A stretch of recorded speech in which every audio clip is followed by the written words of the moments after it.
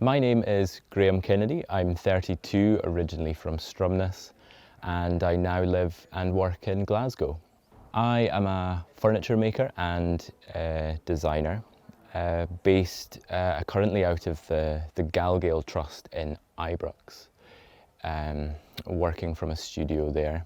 I grew up in Stromness after kind of moving around the mainland quite a lot in childhood years, and then left when I was 18 to study interior design in Dundee, and then moving to London to begin training as a cabinet maker and working on my own projects as a designer, until eventually moving to Glasgow and starting to look more towards home again.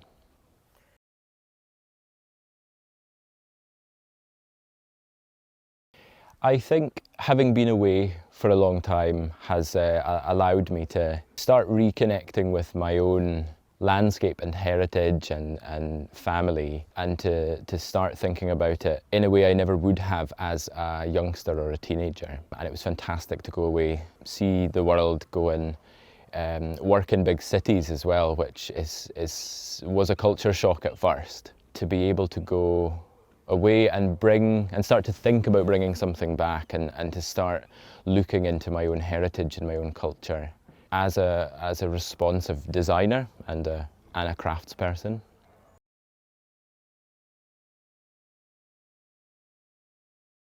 So I originally heard about the Rural Youth Project and the hack through Kieran in the Development Trust, after we had originally been speaking about working on plastic recycling and product design, and how the community could get involved in solving some of its own issues around recycling and resource recapture. It was quite exciting to hear that there was going to be an opportunity to come and discuss that with other young folk from loads of different backgrounds, and to also engage with the locals too, who have also been fantastic hosts.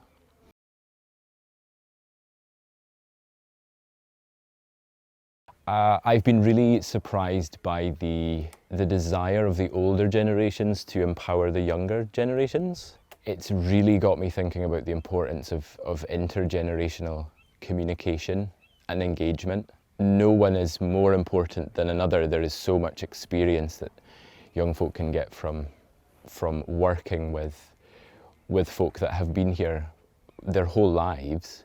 For me, as an Orcadian, not necessarily from Hoy, but having left and come back, it's interesting trying to place myself in that situation where I almost consider myself an outsider again, that I need to kind of reconnect, and that involves speaking to the young folk who live here, the older folk that live here, discovering where I fit into the conversation. What we've discovered, having had a bit of a tour about Linus and stuff, is there's so much opportunity with the incredible, like, old World War II buildings lying empty, and there is almost a heritage to kind of re-inject new purpose into that.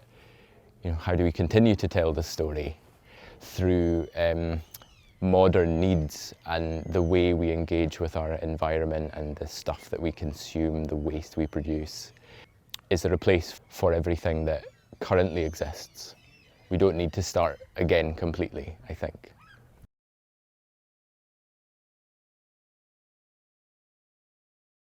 I would make it a place that Hoy can host folk from wherever, through residencies, artist residencies, design residencies, writers coming up, and a place for them to then in turn bring folk up with them as well. I love the idea of Orkney looking out and the world looking in, and how do we facilitate that dialogue? Something really important about rural communities is that there is always a completely unique story behind any island. So Hoy has its own story. The rest of the Orkney Islands all have their own unique histories. And what does each of these stories tell is that building a place for that sort of dialogue and relationship building and experimentation and exploration. At the stage that that we seem to be at, where we're navigating, you know, an aging population.